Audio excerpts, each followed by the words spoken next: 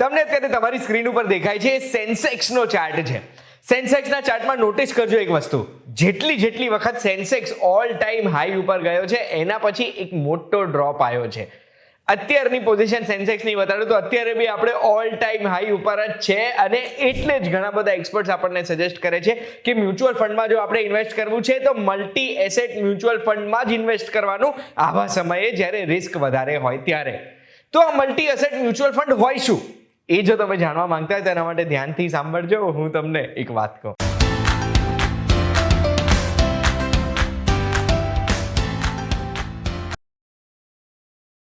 એક વાત કહું, આપનું સ્વાગત છે. મારું નામ છે ગુંજ ઠક્કર અને આજે આપણે સમજીશું કે આ મલ્ટી એસેટ મ્યુચ્યુઅલ ફંડ હોય શું. તો એના માટે મારે તમને કહેવું છે કે સ્મોલ કેપ મ્યુચ્યુઅલ ફંડ, એ તો તમને ખબર જ હશે કે જે સ્મોલ કેપ સ્ટોક્સમાં, નાના માર્કેટ કેપિટલાઇઝેશન વાળા સ્ટોક્સમાં ઇન્વેસ્ટ કરે છે. એવી રીતે જ લાર્જ કેપ મ્યુચ્યુઅલ ફંડ હોય એ લાર્જ કેપિટલાઇઝેશન વાળા સ્ટોકમાં ઇન્વેસ્ટ કરે છે. એ જ રીતે મલ્ટી એસેટ મ્યુચ્યુઅલ ફંડ શેમાં ઇન્વેસ્ટ કરે? મલ્ટિપલ એસેટ્સમાં. મલ્ટિપલ એસેટ એટલે અલગ અલગ ટાઈપની મૂડીઓ.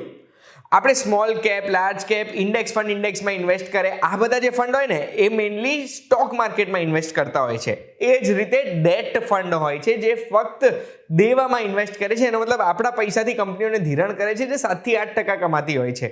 પણ મલ્ટી એસેટ મ્યુચ્યુઅલ ફંડ અલગ અલગ ટાઈપના એસેટમાં ઇન્વેસ્ટમેન્ટ કરતી હોય છે અને દરેક એસેટ ક્લાસ મિનિમમ 10% વેલ્યુનું હોવું જોઈએ. હવે એમાં ઓપ્શન્સ કયા પ્રકારના હોય મલ્ટિપલ એસેટ્સમાં? તો ઇક્વિટી એટલે સ્ટોક માર્કેટમાં ઇન્વેસ્ટમેન્ટ હોઈ શકે જે આપણને લોંગ ટર્મમાં, લાંબા સમયમાં ફાયદો કરાવે. પણ એકલું સ્ટોક માર્કેટમાં નહીં, ડેટમાં એટલે બોન્ડ્સ, સિક્યોરિટીઝમાં પણ ઇન્વેસ્ટમેન્ટ થતું હોય છે જે આપણને ફિક્સ ઇન્કમ કમાઈને આપી શકે, જેનાથી આ મ્યુચ્યુઅલ ફંડની આવક ચાલુ રહે. અને એના સિવાય ત્રીજું ઇન્વેસ્ટમેન્ટ હોય છે ગોલ્ડમાં. ગોલ્ડ શેના માટે?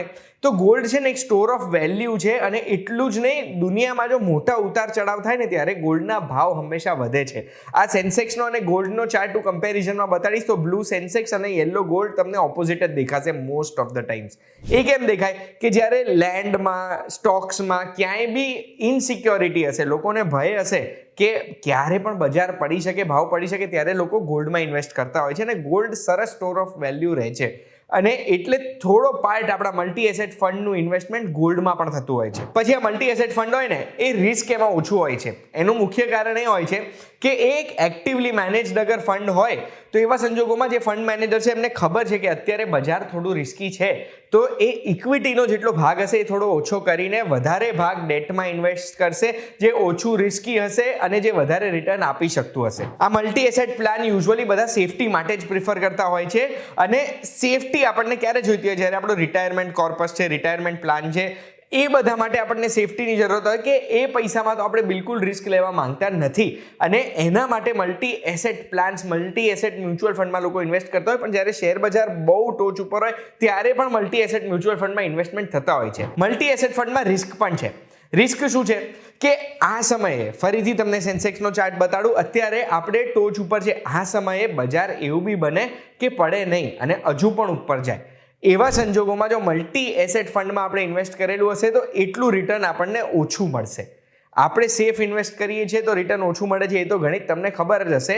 પણ આના કારણે આપણા જે લોંગ ટર્મ ગોલ્સ હોય અને જે લોંગ ટર્મમાં આપણે જે રિટર્ન એક્સપેક્ટ કરતા હોય એ કદાચ ના પણ મળે.